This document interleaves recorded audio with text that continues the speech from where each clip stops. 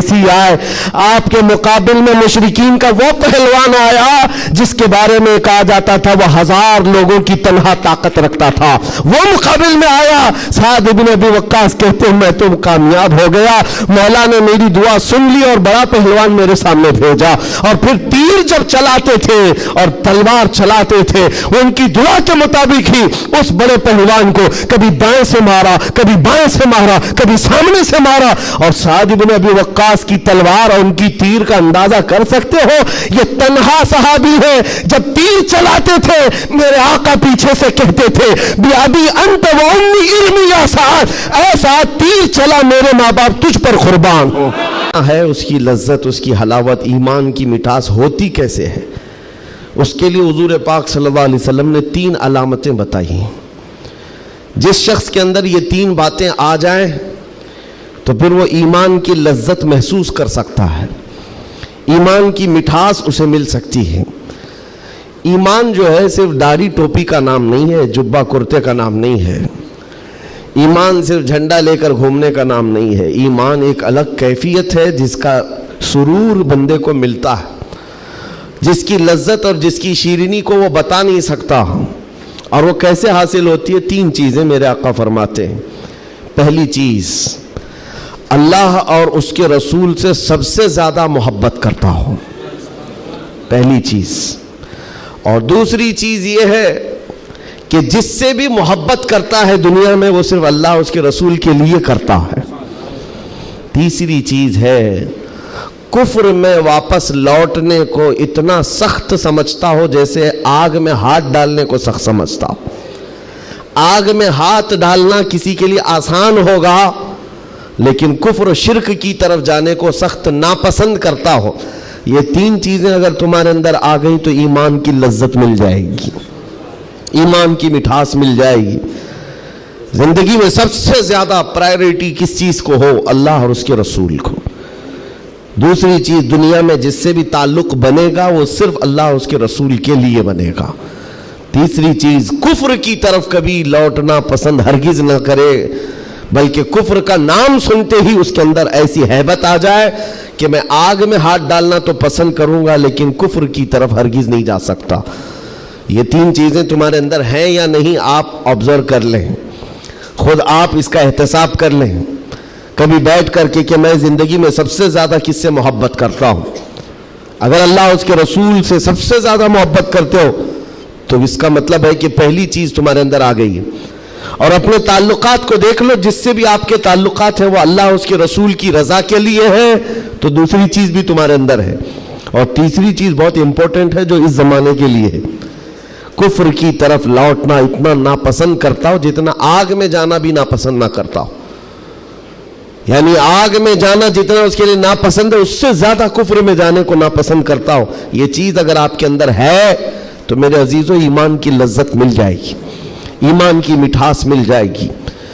اس دور کے حالات کے اعتبار سے میں اگر اب بات کروں, قرآن کی آیت تو 1400 سال سے یہ اعلان کر رہی ہے وَمَنْ يَبْتَغِي غَيْرَ الْإِسْلَامِ دِينًا فَلَنْ يُقْبَلَ مِنْهُ. اسلام کے علاوہ کسی بھی دین کی طرف تم منہ بھی لگائے, توجہ بھی کیے تو قیامت کے دن پھر وہ سب سے بڑے گھاٹے میں ہوں گے, ہرگز قبول نہیں کیا جائے گا. میں بات یہاں سے شروع کرتا ہوں کہ آج لوگوں نے اس کو ہلکے میں لینا شروع کر دیا, چاپلوسی کرتے کرتے خوشامد دوسروں کی واہواہی حاصل کرنے کے لیے کبھی پوجا پاٹ میں بھی شریک ہو گئے, کبھی ان کی رضا حاصل کرنے کے لیے ان کی محفل میں بھی بیٹھ گئے, اللہ اور اس کے رسول کو چھوڑ دیا. تمہارے دین میں کمی کس بات کی ہے؟ کتوں کو راضی کرنے کے لیے شیر کبھی کتا نہیں بنتا.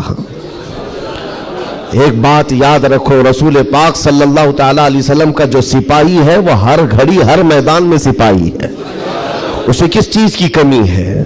کس چیز کی کمی ہے؟ جو عزت ملی ہے وہ نام مصطفیٰ سے ملی ہے. ایک صحابی ہیں حضرت نعمان, ایک بادشاہ کے ہاں گئے تھے ایمبیسیڈر بن کر کے, ترجمان حضور کے قاصد بن کر گئے تھے.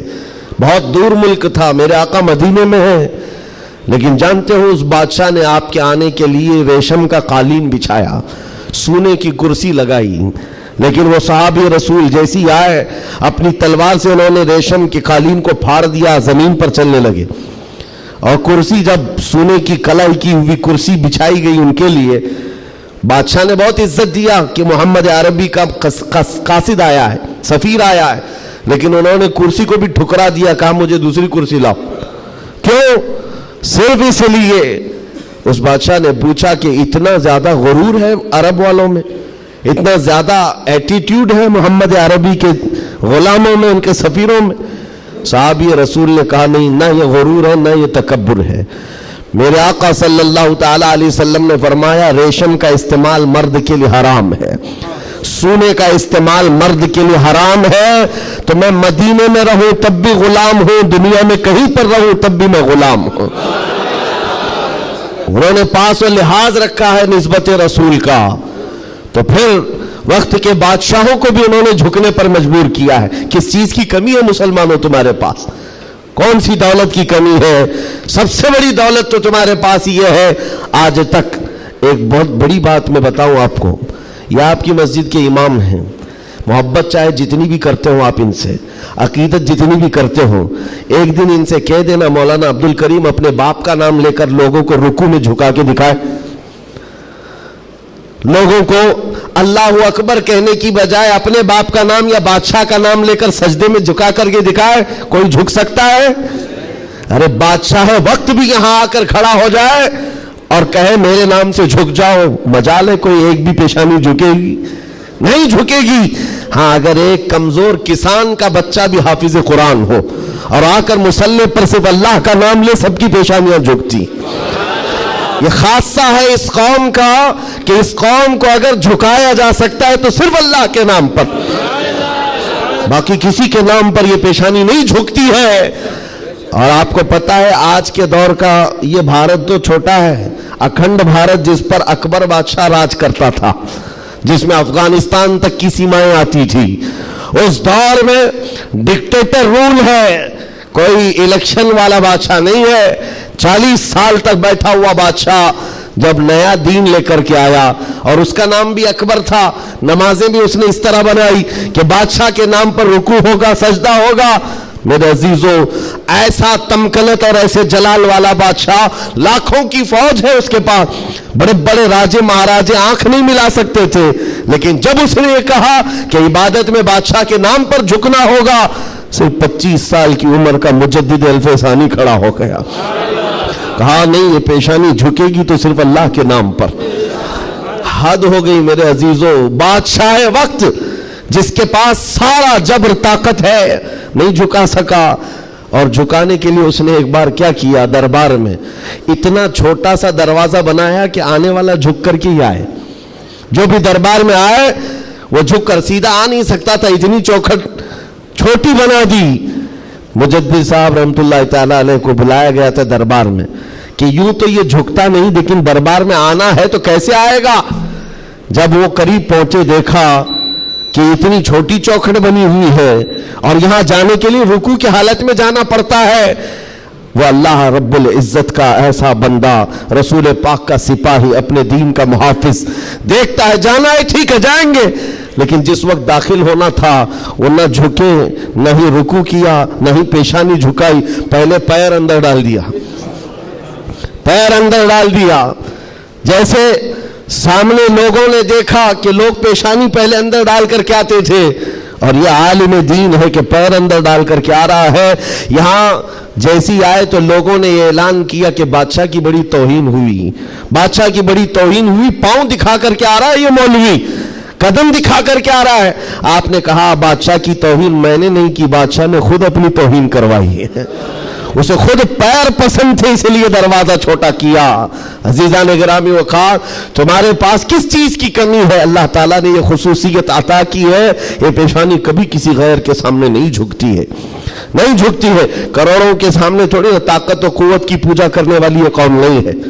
آج ان کے پاس طاقت آئی تو ان کی پوجا کریں گے، ان کے پاس آئی تو ان کی پوجا کریں گے۔ قوم مسلم صرف اور صرف اللہ وحدہ لا شریک کی عبادت کرتی ہے۔ ہم رسول پاک سے بے پناہ محبت کرتے ہیں لیکن عبادت نہیں کرتے رسول کی بھی، حضور پاک صلی اللہ علیہ وسلم کے دربار میں بھی عبادت نہیں کرتے، تعظیم ہے، عبادت صرف اللہ کی کرتے ہیں۔ یہ خاصہ کم ہے، اسی بات سے تو پوری دنیا کو کڑن ہے اور جلن ہے کہ یہ دنیا میں ایک واحد قوم ایسی ہے، مجھے بتاؤ ان سب کو جھکنے کے لیے مورتیاں دیکھنا پڑتا ہے، ہاں عبادت کرنے کے لیے اپنے اپنے خداؤں کی صورت اور مورت بنائی ہوئی ہے۔ پوری دنیا میں کروڑوں مسجدیں ہوں گی، کسی بھی مسجد میں خدا کی کوئی تصویر ہے؟ کہیں کوئی تصویر بنائی گئی ہے اللہ کی کہ اسے دیکھنا ہوگا پھر جھکنا ہوگا؟ عیسائی ہوں کہ یہودی ہوں کہ ہندو ہوں کہ کوئی بھی قوم ہو، سبوں نے کچھ نہ کچھ مورت بنائی ہے۔ صرف یہ تنہا قوم ہے جو بنا دیکھے اللہ کی بارگاہ میں سجدہ کرتی۔ یؤمنون بالغیب، اللہ نے تعریف میں فرمایا ہے یہ غیب پر ایمان لانے والی جماعت ہے، اور جس کا ایمان ہی اتنا مضبوط ہے خدا کو دیکھا کبھی نہیں اور جھکتے ہیں۔ آج تک امام صاحب کے پیجامے کو لے کر سوالات ہوتے رہے، امام صاحب کے آنے جانے کو لے کر سوالات ہوتے رہے، کوئی ایک بندہ بھی مجھے بتاؤ آ کر امام صاحب سے کہتا ہے ہر دن آپ جھکاتے ہیں کبھی اللہ کو دکھاتے کیوں نہیں؟ کوئی نہیں پوچھتا، ہر ایک کو پتا ہے ہمارا ایمان ہی ہے غیب پر ایمان لانے والی قوم۔ عزیزان گرامی وقار، اب میں آگے بات کرتا ہوں، جب اتنی خصوصیات تمہارے پاس ہے تو پھر اگر چہرہ کسی اور کی طرف جائے تو میں سمجھتا ہوں وہ دنیا کا بدترین آدمی ہے، بد نصیب آدمی ہے، جس کو اللہ نے سب سے بڑی نعمت دی تھی اور وہ ٹھکرا کر کے دوسروں کی جھولی میں چلا گیا۔ اسی لیے قرآن کہتا ہے وَمَن يَبْتَغِ غَيْرَ الْإِسْلَامِ دِينًا فَلَن يُقْبَلَ مِنْهُ، جو اسلام کے علاوہ کسی دوسرے دین کی طرف پھر گیا قیامت کے دن ہرگز اسے قبول نہیں کیا جائے گا۔ وَهُوَ فِي الْآخِرَةِ مِنَ الْخَاسِرِينَ، وہ آخرت میں بہت بڑے گھاٹے میں ہوگا۔ میں ایک مثال دیتا ہوں آپ کو، ایک جو گھٹنا گھٹی ہے، ایک حادثہ مکہ مکرمہ کا، ایک حادثہ جو لکھا ہوا ہے کتابوں میں۔ قبرستان میں ایک وہاں پر جب کسی کا انتقال ہوا، ایک صاحب ہیں وہ حاجی ہیں، وہ کہتے ہیں کہ جب قبرستان میں ہم گئے تو دفن کرنے کے لیے قبر میں قبرستان کی ساری چیزیں بھری ہوئی تھی، تو لوگوں نے ایک قبر بتائی، ایک حاجی صاحب کا انتقال ہوا تھا، کہا کہ ان کو اسی قبر میں دفن کرنا ہے۔ لوگوں نے کہا یہاں ایک عالم دین کی قبر ہے۔ اب مکہ مکرمہ کے قبر ایسے ہیں کہ 6 مہینے سال بھر کے بعد کھل جاتے ہیں، اور ممبئی والوں کو سمجھانے کے لیے آسان بھی ہے کہ یہاں پہ بھی کھول دی جاتی ہیں، جگہ کی قلت ہے۔ تو جب دفن کرنے کے لیے اس عالم دین کی قبر کھولی گئی تو وہاں وہ عالم دین نہیں ہے، وہ ایک جوان لڑکی سوئی ہوئی ہے، ایک نوجوان لڑکی ہے۔ تو جو جنازے میں آئے ہوئے تھے ان میں ایک حاجی نے کہا میں تو اس لڑکی کو پہچانتا ہوں، یہ عرب کی نہیں ہے، مکہ کی نہیں، یہ فرانس کی رہنے والی اور کرسچن لڑکی ہے، یہ عیسائی لڑکی ہے۔ کہا یہ کیسے ہو سکتا ہے، ناممکن ہے۔ گھر سارے لوگوں کو جو خبر تھی وہ ایک اچھے عالم دین کی قبر تھی، یہاں ایک دوسری لڑکی کیسے دفن ہے؟ تو یہ ہنگامہ ہوا، بات پھیل گئی۔ اس کے بعد تحقیق کرنے لگے، جو علماء تک بات گئی تو علماء نے کہا کہ اگر یہ جو بندہ کہہ رہا ہے کہ یہ فرانس کی رہنے والی، یورپ کی رہنے والی لڑکی یہاں پر ہے، تو معلوم کرتے ہیں کہ وہاں حقیقت میں یہ لڑکی، اس کی شکل، تو کچھ لوگ ایک وفد کی شکل میں یورپ گئے ہیں اس حاجی صاحب کے ساتھ، جنہوں نے یہ پتہ بتایا تھا یہ لڑکی کو میں جانتا ہوں۔ جا کر کے اس کے گھر معلوم کیا کہ کیا تمہارے گھر میں فلاں فلاں شکل کی یہ لڑکی تھی؟ کہا ہاں، انتقال ہوا تھا، چند ہی مہینے ہوئے انتقال ہوا ہے۔ کہا کیا کیا تم نے؟ کہا ہم عیسائی رسم و رواج کے اعتبار سے اپنے قبرستان میں دفن کیا ہے، ہم کرسچن ہیں، عیسائی رسم و رواج سے ہم نے دفن کیا۔ تو جو گیا تھا وفد، اس نے پوچھا کہ کچھ اس کی عجیب چیزیں تھی؟ تو لوگوں نے کہا کہ ہاں ایک چیز تھی، ہمیں اندازہ ہو گیا تھا کہ وہ اسلام لا چکی تھی، ہم نے اس کو مارا توڑا بہت کچھ کیا ہے۔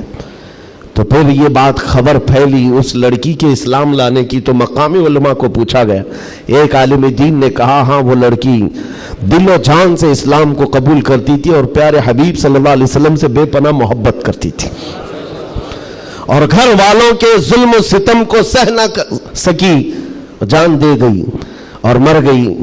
لیکن ہم مجبور تھے، گھر والوں سے ہم کچھ نہیں کر سکتے تھے۔ لیکن اس لڑکی نے ایک مرتبہ کہا تھا کہ میرے مرنے کے بعد میرے آخری رسم و رواج اسلام کے مطابق ہوں، ہم نہیں کر سکے کیونکہ خفیہ طور پر وہ مسلمان تھی، ہم ایکشن نہیں لے سکتے تھے۔ اور ہمیں اس بات کا افسوس ہے کہ اسے عیسائی قبرستان میں دفن کر دیا گیا. سنو حیرت کی بات ہے، لوگ ایک بہت عجیب اچنبے میں پڑتے جا رہے ہیں، نئی نئی باتیں کھلتی جا رہی.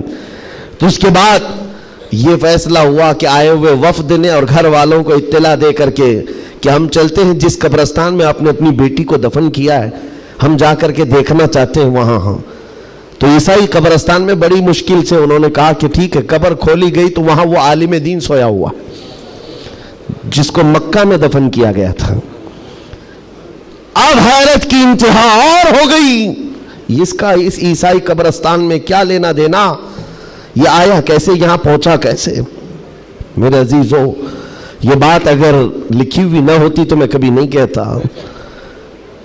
اور جب اور حیرت بڑھ گئی، وہ وفد علماء کا واپس آیا، کہا کہ اس راز کو ہم معلوم کرتے ہیں اس عالم کے گھر سے ہی. ایک بات تو سمجھ میں آ گئی کہ لڑکی مسلمان ہو گئی تھی اور اسلام سے بے پناہ محبت تھی. اللہ کا کرم ہوا، ہو سکتا ہے اسے کفرستان سے نکال کر مولا تعالی ایمان والوں کے بیچ میں، اولیاء اور صحابہ کے بیچ میں دفن کر دیا، فرشتوں نے اس کو منتقل کر دیا. یہ ممکن ہے، یہ ممکن ہے. لیکن اس کے ساتھ کیا ہوا ہے، یہ مسلمانوں کے قبرستان سے کرسچن اور عیسائیوں میں کیسے آ گیا. گئے واپس جانے کے بعد بہت قابل توجہ بات کر رہا ہوں، اور اس زمانے کی بہت ہی امپورٹنٹ چیز آپ کو میں بتا رہا ہوں، دل دہلا دینے والی چیز ہے. واپس آنے کے بعد اس عالم کے گھر گئے لوگ، اس کی بیوی موجود تھی جو بیوہ تھی. جا کر پوچھا کہ تیرے شوہر کے بارے میں ہمیں کچھ معلومات حاصل کرنی ہے. اس نے کہا بتائیے کیا ہے. کہا کہ کیسا تھا وہ. کہا اس کے اخلاق بہت اچھے تھے اور نمازوں کی، کہا ایک نماز بھی قضا نہیں کرتا تھا، پابند تھا، لین دین میں سب چیزوں میں اچھا تھا. پھر بچا کیا، بیوی ساری چیزیں اچھی بتا رہی، مسلمان ہے. بیوی نے گھبرا کر پوچھا آخر اس کے بارے میں اتنی تحقیق کیوں کر رہے ہیں، آپ بتا سکیں. تو علماء نے کہا کہ بتانے کے لائق نہیں ہے، لیکن سن لو، تمہارا شوہر مکہ کے قبرستان میں نہیں ہے، عیسائیوں کے قبرستان میں ملا. اس کی قبر میں وہ موجود نہیں. وہ دھاڑے مار کر رونے لگی کہ ہائے کیا ہو گیا میرے شوہر کے ساتھ، وہ عیسائیوں کے قبرستان میں کیسے پہنچ گیا. اور جب اس کا غم میں کچھ افاقہ ہوا تو خاتون کہتی ایک بات ہے جو بات مجھے آج کہنا ہے.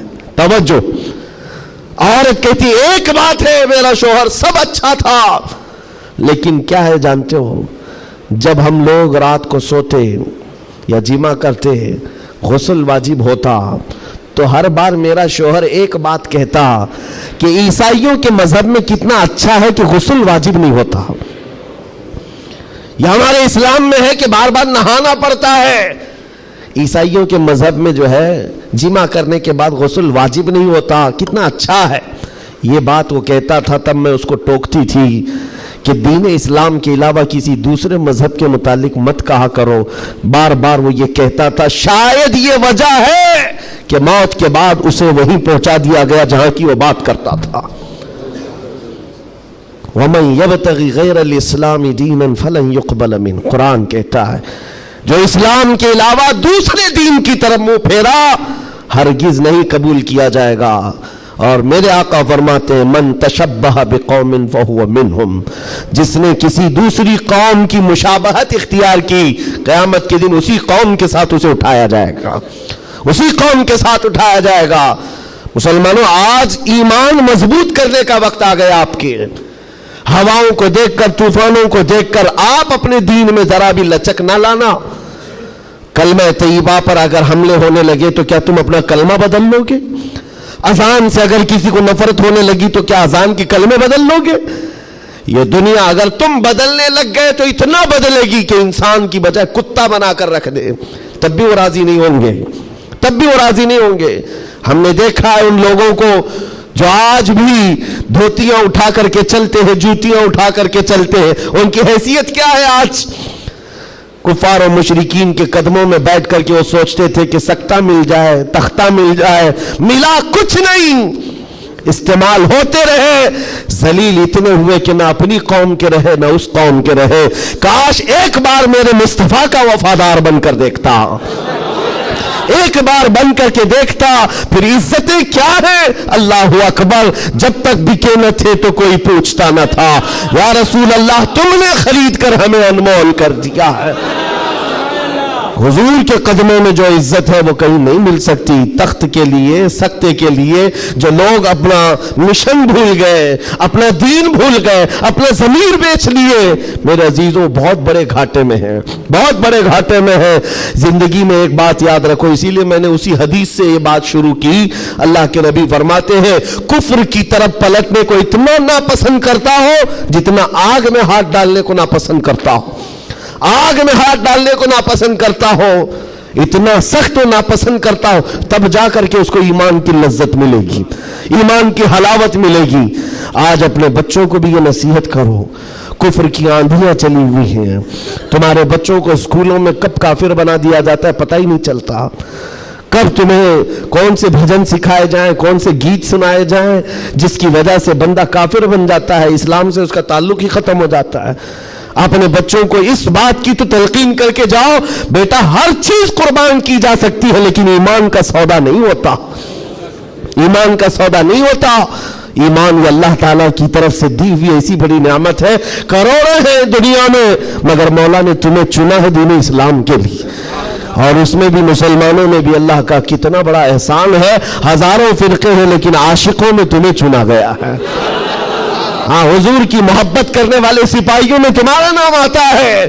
اپنے تو اپنے غیر بھی آج کہتے ہیں کہ سب سے زیادہ اپنے نبی کو پکارنے والی کوئی قوم ہے تو اہل سنت و جماعت ہے۔ کیوں نہیں ہے؟ کہاں سے یہ نعرے لگتے ہیں لبیک یا رسول اللہ؟ وہ گوفے سے نہیں نکلتے اور وہ چندہ خور مولویوں سے نہیں نکلتے جو انگریزوں کے پالے ہوئے ہیں، یہ نعرے لگتے ہیں تو بریلی کے تاجدار کے قدموں سے ہیں۔ جو وابستہ ہے عاشقوں کی جماعت ہے وہی سے۔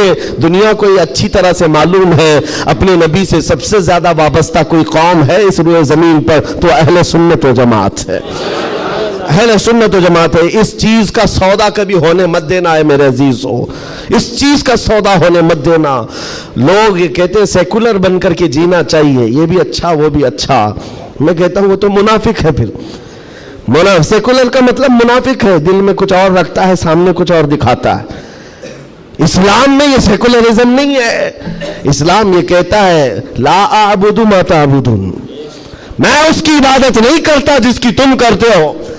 جانتے ہو میرے آقا صلی اللہ تعالیٰ علیہ وسلم نے 2 ٹوک جملوں میں کہا تھا، ایسا نہیں ہے کہ مصلحت میرے آقا سے زیادہ کون جانتا ہے۔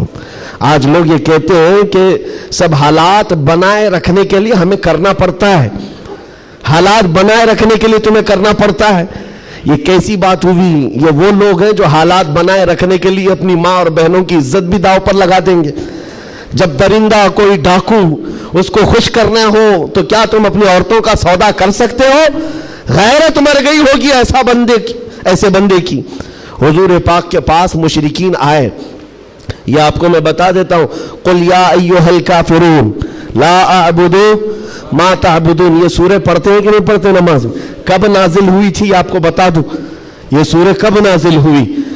حضور پاک صلی اللہ علیہ وسلم کے پاس مشرکین مکہ آئے اور کہا اے محمد صلی اللہ علیہ وسلم ایک کام کریں، آپ ہمارے خداؤں کو برا بھلا مت کہیے، ہم آپ کے دین میں آ جائیں گے، اسلام پر ہم بھی تھوڑا تھوڑا عمل کریں گے، لیکن جن کی ہم پوجا کرتے ہیں نا، عبادت کرتے ہیں، ان کو کچھ مت کہیے۔ حضور پاک نے فرمایا جو شرک ہے میں اس کو شرک کہوں گا، اللہ کے سوا کوئی دوسرے کی عبادت ہے ہی نہیں، اور اس بات کا میں اعلان کروں گا حضور آئے ہی ہیں شرک کو ختم کرنے۔ حضور نے فرمایا یہ نہیں ہو سکتا، تو پھر آپشن دوسرا مشرکین کی طرف سے کہا ایک کام کرتے ہیں، 1 سال آپ ہمارے خداؤں کی عبادت کریں، 1 سال ہم آپ کے خدا کی عبادت کریں گے، ہاں آدھا آدھا کریں گے۔ آج بہت سارے لوگ اگر یہ کرنے کی کوشش کر رہے ہو تو وہ سن لیں، آدھا آدھا کریں گے، ہم بھی آپ کے یہاں جائیں گے، آپ بھی ہمارے یہاں آئیں گے۔ حضور پاک صلی اللہ تعالیٰ علیہ وسلم نے فرمایا ہرگز نہیں ہو سکتا، تم چاند اور سورج میرے ہاتھ میں لا کر رکھ دو، میں اس کی عبادت نہیں کرتا جس کی تم کرتے ہو، میں پالنہار حقیقی کی عبادت کرتا ہوں۔ آخری آپشن جانتے ہو کیا کیا تھا، کیا دیا تھا انہوں نے؟ مشرکین نے کہا چلو محمد صلی اللہ علیہ وسلم آپ یہ بھی نہیں مانتے وہ بھی نہیں مانتے تو کم سے کم اتنا کرو کہ صرف اور صرف ہمارے خداؤں پر ایک بار ہاتھ رکھ دو، بس چھو کر کے چلے جاؤ۔ نبی پاک صلی اللہ علیہ وسلم سے صرف اتنا تقاضا تھا ان کا کہ آپ ہاتھ لگا کر چلے جائیں۔ یہاں تو سر جھکانے والے بھی موجود ہیں، ہاتھ لگا کر چلے جائیں۔ نبی پاک صلی اللہ علیہ وسلم جلال میں کہا ہاتھ لگانے کی بات، بلکہ میں تو نظر بھی اٹھا کر نہ دیکھوں، نظر بھی اٹھا کر نہ دیکھوں۔ تب اللہ تعالیٰ نے پوری سورہ نازل فرمائے، قل یا ایھا الکافرون لا اعبد ما تعبدون، اے محبوب آپ فرما دے اے کافروں میں اس کی عبادت نہیں کرتا جس کی تم عبادت کرتے ہو۔ یہ دو ٹوک جملوں میں کہا گیا ہے، اور حالات ایسے بھی ہوئے میرے عزیزوں۔ چمتکار کو لوگ آج کہتے ہیں نا، جو بھی چمتکار ہوگا اس کی پوجا ہوتی ہے، عجیب و غریب چیز دکھے تو لوگ اس کو ایک افواہ کے شکل میں ایسا بناتے ہیں جیسے اس کا عقیدہ بن جائے۔ حضور پاک صلی اللہ تعالیٰ علیہ وسلم کے زمانے میں صحابہ کو رجھانے کے لیے کیا کیا نہیں کیا گیا مکہ مکرمہ میں۔ یہ حالات آئیں گے، اس لیے مجھے یہ گفتگو کرنی پڑ رہی ہے تاکہ تم اپنے ایمان پر مضبوط رہو۔ ایمان نہیں تو کچھ بھی نہیں ہے۔ تمہارے دوسرے گناہ تو معاف کر دیے جائیں گے، کفر و شرک ہرگز نہیں معاف ہوتا۔ ان اللہ لا یغفر ان یشرک بہ ویغفر ما دون ذلک لمن یشاء۔ رب تعالیٰ فرماتا ہے شرک کو اللہ ہرگز معاف نہیں کرے گا، اس کے علاوہ جو بھی ہے اللہ معاف فرمائے گا۔ ایمان ضروری ہے۔ صحابہ کا ایمان ختم کرنے کے لیے کیا کیا گیا؟ اتفاق ایسا ہوا کہ مکہ میں ایک بھگوان بولنے لگ گیا، پتھر کی مورت تھی اور پجاری بیٹھا ہوا تھا، اچانک پتھر جو ہے بات کرنے لگ گیا اور بات کر رہا ہے۔ ظاہر سی بات ہے یہ عجیب و غریب چیز ہے نا، یہ اس دور میں ہے۔ ہاں اس دور میں مٹی سے بنائے ہوئے ان کے معبود نہیں ہوتے تھے، وہ پتھر کو تراش کر کے بناتے تھے۔ اور میں کہہ رہا ہوں حقیقت میں بول رہا تھا، ایسے نہیں ہے کہ ادھر سے دودھ پلا رہے ادھر سے پانی نکل رہا ہو، وہ والا سسٹم نہیں ہے، بلکہ حقیقت میں پتھر بات کر رہا تھا تب۔ اور بات کر بھی کیا رہا ہے؟ حضور پاک صلی اللہ تعالیٰ علیہ وسلم کو جھوٹا کہہ رہا ہے، نعوذ باللہ معاذ اللہ رب العالمین۔ حضور کی شان میں گستاخی کر رہا پتھر۔ اب تو وارے نہیں آ رہے ان کی خوشیوں سے اچھل کود پر کہ دیکھو اب ہمارا خدا بولنے لگ گئے، سب سے بڑی دلیل ہے۔ لوگوں کو بلانے لگ گئے، واقعی بول رہا تھا۔ لوگ چمتکار دیکھتے ہیں تو سر جھکا لیتے ہیں، ارے حقیقت ہے پتھر بول رہا ہے، پتھر بول رہا ہے۔ سب آئے جمع ہونے لگے، مکہ کا ایک بڑا جم غفیر تھا تو صحابہ کو بھی بلایا گیا، دیکھو آؤ ہمارے خداؤں کو جھٹلاتے ہو، بات کر رہا ہے خدا، اور تم جس نبی کی بات کرتے ہو اس نبی کو جھٹلا رہا ہے، یہ حقیقت میں خدا ہے۔ تم کہتے تھے نا کچھ نہیں کر سکتا، بول رہا ہے۔ صحابہ گئے، اب ان کے پاس کیا تھی؟ صحابہ دیکھ کر آئے حضور کی بارگاہ میں، کہا یا رسول اللہ صلی اللہ علیہ وسلم، غضب ہو گیا، ان کا خدا تو بول رہا ہے۔ حضور نے اس پر کوئی زیادہ ریئیکشن نہیں دیا، کہا کیا بول رہا ہے؟ کہا یا رسول اللہ سننے کے لائق نہیں، آپ کی شان میں گستاخیاں کہہ رہا ہے، جملے بک رہا ہے۔ کہا کون؟ پتھر۔ حضور نے فرمایا ہاں۔ حضور نے پوچھا پتھر؟ صحابہ نے کہا ہاں یا رسول اللہ۔ حضور نے فرمایا چلو ہم بھی سنتے ہیں، ہم بھی چلتے ہیں، جا کر دیکھیں گے۔ نبی پاک صلی اللہ تعالیٰ علیہ وسلم تشریف لائے صحابہ کے ساتھ، صحابہ اکرام رضوان اللہ تعالیٰ علیہ مجمعین بھی ساتھ میں ہیں۔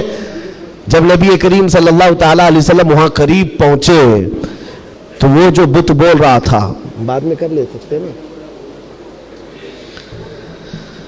جب وہاں پر حضور اکرم صلی اللہ تعالیٰ علیہ وسلم پہنچتے ہیں تو دیکھا وہ بت خاموش ہو گیا، اب نہیں بول رہا ہے، چپ ہو گیا ہے۔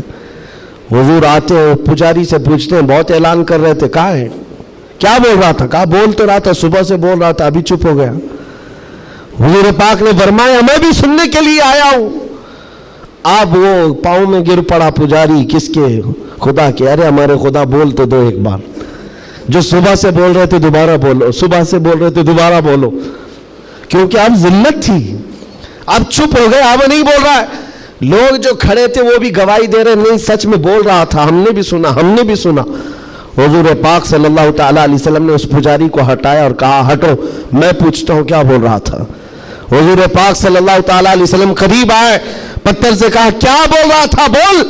پتھر بولنے لگا اشہد ان لا الہ الا اللہ व अशहदु अन्ना मुहम्मदन अब्दुहु व रसूलुहु। गवाही देता हूं कि अल्लाह के सिवा कोई माबूद नहीं, गवाही देता हूं कि मोहम्मद अल्लाह के रसूल हैं सल्लल्लाहु अलैहि वसल्लम। मेरे आका ने फरमाया यही बोल रहा था, अब तो औंधे मुंह गिर गए नीचे, कहा ये नहीं बोल रहा था।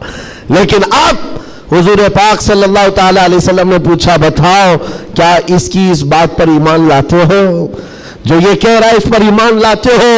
पुजारियों ने ऐलान किया और वावेला मचा, नहीं मोहम्मद ने जादू कर दिया सल्लल्लाहु अलैहि वसल्लम, नाउज़ बिल्लाह। जब बात ना बन पड़े, कैसा खुदा है जिस पर भी जादू चलता है, खुदा के ऊपर भी जादू चल गया है तो फिर बाकी बचा क्या है? हुजूर पाक सल्लल्लाहु ताला अलैहि वसल्लम वापस तशरीफ लाए। ऐसा हो सकता है? अब आपको मैं बताता हूं हकीकत क्या है। अगर तुम्हारी जिंदगी में कभी कोई बोलने लग जाए तो ईमान से हाथ मत धोना। हाँ, कोई झाड़ भी बोलने लग जाए, दरख्त बोलने, पत्थर बोलने लग जाए, तो तुम्हें पहले से मैं बता रहा हूं ईमान से हाथ मत धोना। हो सकता है ये चीजें हो। अब तो करंट का जमाना है, बैटरी लगा करके कुछ भी बोला जाए, लेकिन उस दौर की बात कर रहा हूं जब कोई बैटरी और सेल नहीं थी। अब तो गुड्डी गुड़िया भी बोलती है। उस दौर में क्या हुआ, क्या था, पत्थर बोला कैसे? नबी पाक सल्लल्लाहु ताला अलैहि वसल्लम वापस तशरीफ ले जा रहे थे, बीच रास्ते में मेरे आका खड़े हो गए। एक साहब आए जंगल की तरफ से, उनके हाथों में तलवार थी, खून था। नबी पाक सल्लल्लाहु अलैहि वसल्लम उनसे गुफ्तगू करते रहे, फिर वो अचानक गायब हो गए। पूछा साहबा ने कौन थे? हुजूर फरमाते हैं वो जिन्नात में से मेरे एक सहाबी हैं, जिन्नात में ईमान लाए हुए। हुजूर से पूछा साहबा ने क्या मामला है? कहा उस मेरे सहाबी ने खबर दी कि एक मुशरिक और काफिर जिन था जो पत्थर में जाकर के बोल रहा था, पत्थर में जाकर वो बोल रहा था, जिन की आवाज थी और काफिरों को लुभा रहा था, आपके खिलाफ बोल रहा था। और हमें ये खबर मिली, हम अपने मोहल्ले में बैठे थे, जिन्नात के भी मोहल्ले हैं, आबादियां हैं, सब हैं। वो जिन साहबी कहते मुझे खबर मिली कि एक गुस्ताख, एक काफिर पत्थर में घुसकर आपके खिलाफ बोल रहा है। उसी वक्त में तलवार लेकर के निकला और जिस वक्त आया तो इत्तेफाक था कि आप भी वहां पर तशरीफ लाए हुए थे। मैं उस आपके आने से पहले उसका कत्ल कर चुका था, और जब आपने फरमाया पत्थर को बोल, क्या बोल रहा था? तब मैंने कहा था अशहदु अल्ला इलाहा इल्लल्लाह।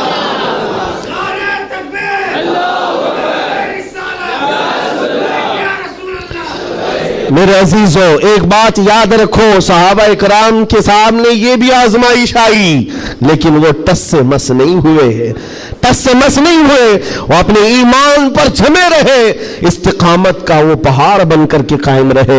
आज जरूरत इस बात की है मेरे अजीजों, हालात इस तरह के अगर बन जाए, दुनिया चमत्कार दिखाने लग जाए, तो अपने ईमान से हाथ मत धो बैठना। वो देखो अभी सोशल मीडिया पर एक छोटा दज्जाल भी आया, चिट्टियां ले लेकर के बताता रहता है।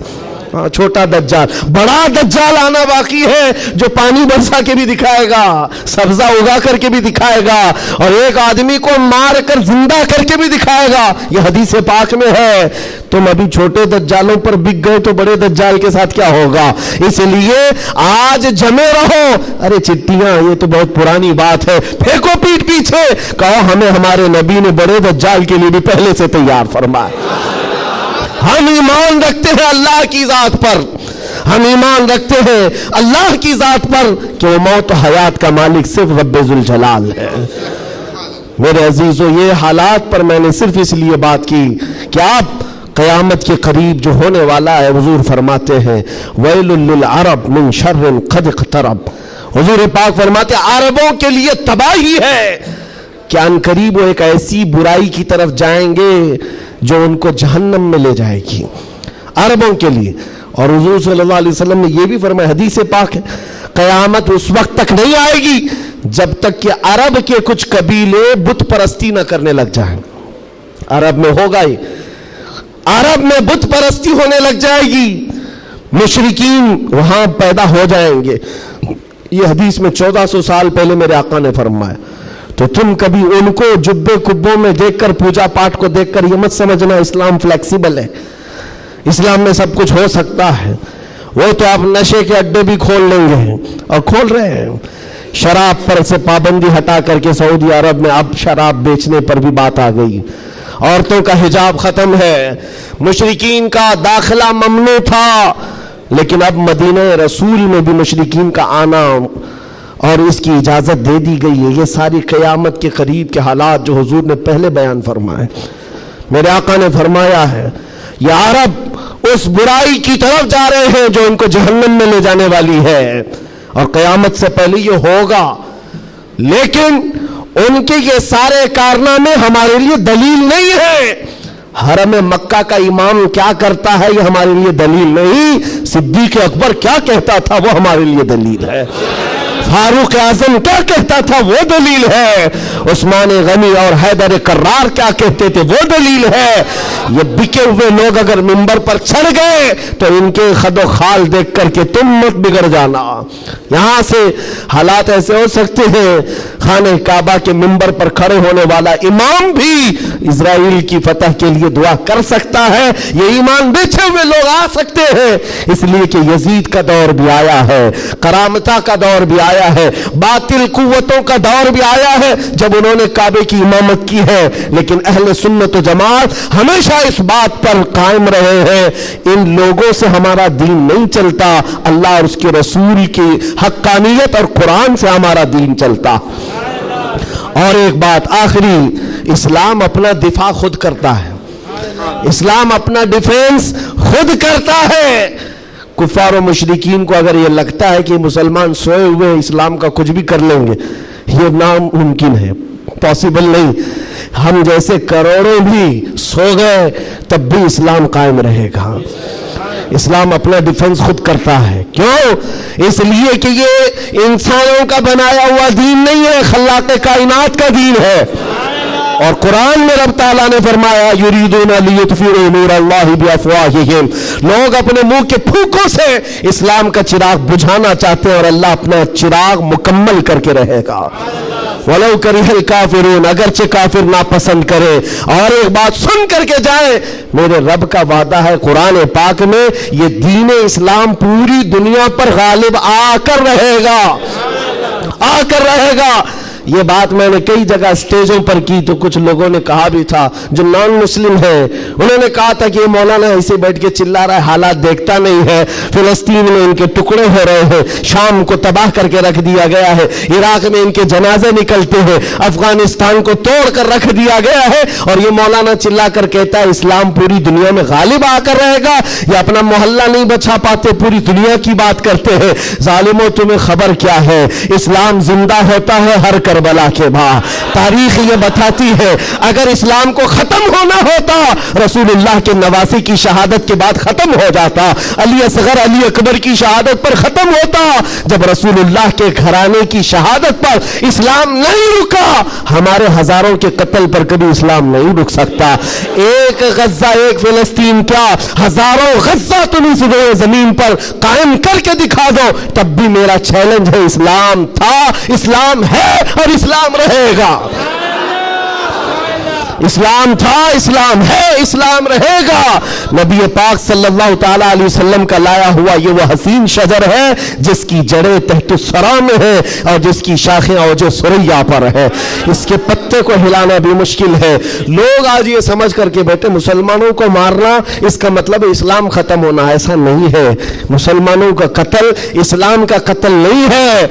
मुसलमान इसकी हिफाजत के लिए नहीं है मेरे अजीजों, अल्लाह इसकी हिफाजत फरमा रहा है, अल्लाह इसकी हिफाजत फरमा रहा है। और आप सबकी जिम्मेदारी ये है, आप सबकी जिम्मेदारी है। एक सवाल का जवाब और भी, किसी के ज़हन में ये चीज आता है, ये सवाल आता है तो उसके इत्मीनान के लिए कह रहा हूं।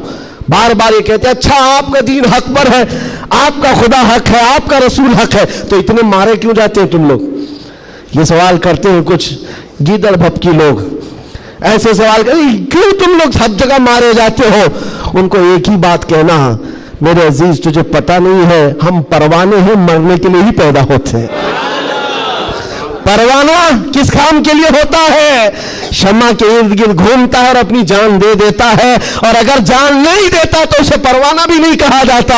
पूरे मुसलमान मुस्तफा करीम के परवाने हैं। तू शम्मे रिसालत है, आलम तेरा परवाना। तू शम्मे रिसालत है या रसूल अल्लाह, आलम तेरा परवाना। इसीलिए हमने ये कहा हुजूर पाक शम्मा है और उनके परवाने हैं। अगर ये मरते हैं, कटते हैं, तो इस ताज्जुब की बात नहीं है। परवाने का काम ही है अपनी जान देना, परवाने का काम ही जान देना। वक्त खत्म हो गया, ये जुमा का वक्त है। मैं किस लय में बह गया मुझे अंदाजा भी नहीं हुआ। दो सहाबा की बात कहता हूँ, अब्दुल्ला बिन जहश और साद इब्न अबी वक्कास। बात कर सकता हूँ? हाँ माशाअल्लाह, ये आपका इलाका है, यहाँ पर आने के लिए भी बड़ी मुश्किलात होगी उनके लिए।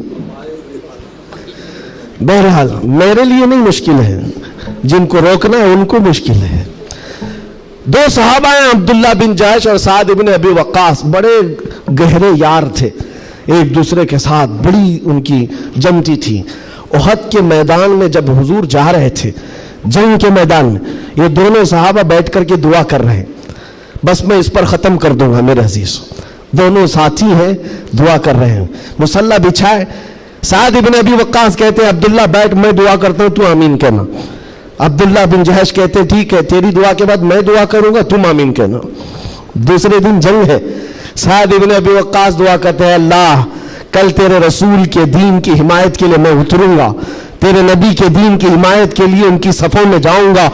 मौला मेरी इतनी दुआ है, मेरा सामना किसी ऐसे बड़े पहलवान से कर, मेरा सामना दुश्मनों के ऐसे बड़े पहलवान से कर जो सबसे बड़ा पहलवान हो। और ख्वाहिश तो देखो दुआ में क्या कह रहे साद इब्न अबी वक्कास, ऐ अल्लाह मैं चाहता हूं कभी उसको सामने से मारूं, कभी दाएं से मारूं, कभी बाएं से मारूं, कभी पीछे से, और उसके बाद गिरा दूं और सीने पर चढ़कर कहूं लब्बैक या रसूल अल्लाह। यानी इस्लाम का परचम बुलंद करो। ये उनकी दुआ थी। अब्दुल्ला बिन जहश आमीन कह रहे थे। उसके बाद अब्दुल्ला बिन जहश कहते अब मैं दुआ करता हूं, तू आमीन कह। अल्लाहु अकबर, उनकी दुआ कैसी है, अल्लाह अल्लाह। हदीस में पढ़ता हूं मेरी आंखें भीग जाती हैं। अब्दुल्ला बिन जहश कहते हैं, अल्लाह कल तेरा रसूल मैदान में उतर रहा है, और उहद के मैदान में जब मैं तेरे दीन की हिमायत के लिए उतरूं तो दुश्मनों की तरफ मैं बढ़कर चला जाऊं तेरी मोहब्बत में, तेरे नबी की मोहब्बत में। कभी कोई दुश्मन मुझे सामने से मारे, कभी दाएं से मारे, कभी बाएं से मारे, कभी पीछे से मारे, और तेरे मोहब्बत में मौला, तेरे रसूल की मोहब्बत में हर जगह से जख्म खाऊं और फिर मैं शहीद हो जाऊं इस्लाम जिंदाबाद कहते हुए, इस्लाम की बुलंदी का नारा लगाते हुए शहीद हो जाऊं। एक मारने की दुआ कर रहा है, एक मरने की दुआ कर रहा है। ये रसूलुल्लाह के परवाने हैं। दूसरे दिन मैदान जंग में जब ये सहाबा आए उहद के मैदान में, मेरे अजीजों दुआ कबूल थी, दुआ कबूल थी। साद इब्न अबी वक्कास जैसी आए, आपके मुकाबिल में मुशरिकीन का वो पहलवान आया जिसके बारे में कहा जाता था वह 1000 लोगों की तन्हा ताकत रखता था। वो मुकाबिल में आया। साद इब्न अबी वक्कास कहते मैं तो कामयाब हो गया, मौला ने मेरी दुआ सुन ली और बड़ा पहलवान मेरे सामने भेजा। और फिर तीर जब चलाते थे और तलवार चलाते थे, उनकी दुआ के मुताबिक ही उस बड़े पहलवान को कभी दाएं से मारा, कभी बाएं से मारा, कभी सामने से मारा। और साद इब्न अबी वक्कास की तलवार और उनकी तीर का अंदाजा कर सकते हो, ये तन्हा सहाबी है। जब तीर चलाते थे मेरे आका पीछे से कहते थे बियादी अंत व उम्मी इल्मी या साद, ऐसा तीर चला मेरे माँ बाप तुझ पर कुर्बान हो। सारी दुनिया कहती है या रसूल अल्लाह मेरे माँ बाप आप पर कुर्बान, लेकिन अल्लाह का रसूल कहता है ऐसा तीर चला मेरे माँ बाप तुझ पर कुर्बान। अब फिर तीर की ताकत का अंदाजा क्या होगा। ढेर हो गया दुश्मन, ढेर हो गया बड़ा पहलवान, सीने पर चढ़ कर कहा इस्लाम था, इस्लाम है, इस्लाम रहेगा। मेरे अजीजों उसके बाद जब जंग का खात्मा हुआ शाम के वक्त, ये जंग शिकस्त में बदल गई थी। पहले फतह हुई, फिर शिकस्त हुई, 70 सहाबा शहीद हुए। साद इब्न अबी वक्कास वो ढूंढते रहे मेरा जिगरी यार कहाँ है, अब्दुल्ला बिन जहश कहाँ है। अपना जिगरी यार जिसके साथ उठते बैठते, जिनके साथ बैठकर लंबी बातें होती थी, ढूंढने पर निकले तो किसी ने कहा तुम्हारा जिगरी यार तो शहीद हो गया। शहीद हो गया हजरत साद इब्न अबी वक्कास के दिल पर लगी बात, जिसका गहरा दोस्त इंतकाल कर जाए उसकी दुनिया इधर से उधर हो जाती है। साद इब्न अबी वक्कास कहते हैं मैं देखना चाहता हूं मेरे जिगरी यार को। ढूंढते हुए आए, लोगों ने कहा अब्दुल्ला बिन जहश को मानना पड़ेगा, ऐसा लड़ा कि नरगे में चला गया। साद इब्न अबी वक्कास पूछते क्या हुआ इनके साथ? लोगों ने रोते हुए कहा अब्दुल्ला बिन जहश को लोग दाएं से भी मार रहे थे, बाएं से भी मार रहे थे, सामने से भी मार रहे थे, पीछे से भी मार रहे थे, मारते मारते शहीद किया। उनके जिस्म के 80 टुकड़े कर दिए थे, 80 टुकड़े। उनके टुकड़ों को रस्सी में पिरोकर काफिरों ने हार बनाकर पहन लिया। हजरत साद इब्न अबी वक्कास करीब आते हैं और जिस्म के उनके टुकड़े जमीन पर गिरे हुए थे, जो गर्म गोश्त था उठाया। साद इब्न अबी वक्कास कहते अब्दुल्ला तू मुझे छोड़कर चला गया, लेकिन कल रात हमने दुआ की थी, अल्लाह ने मेरी दुआ भी कबूल की, तेरी दुआ भी कबूल की। सुनो ऐ मुसलमानों, साद इब्न अबी वक्कास कहते हैं मैंने जो दुआ की थी अल्लाह ने वो कबूल किया, बड़ा दुश्मन मेरे सामने लाया, और तूने जो दुआ की थी अल्लाह ने वो भी कबूल किया, मगर कसम रब्बे जुल जलाल की ऐ अब्दुल्ला मेरी दुआ से तेरी दुआ कई दर्जे अफजल है, इसलिए कि मारने की बात अलग है, हुजूर की मोहब्बत में मर जाने का मजा अलग होता है। जान है इश्क मुस्तफा रोज फजू करे खुदा, जिसको हो दर्द का मजा नाज़े दवा उठाए क्यों, फिर के गली गली तबाह ठोकरे सबकी खाई क्यों, दिल को जो अक्ल दे खुदा तेरी गली से जाए क्यों।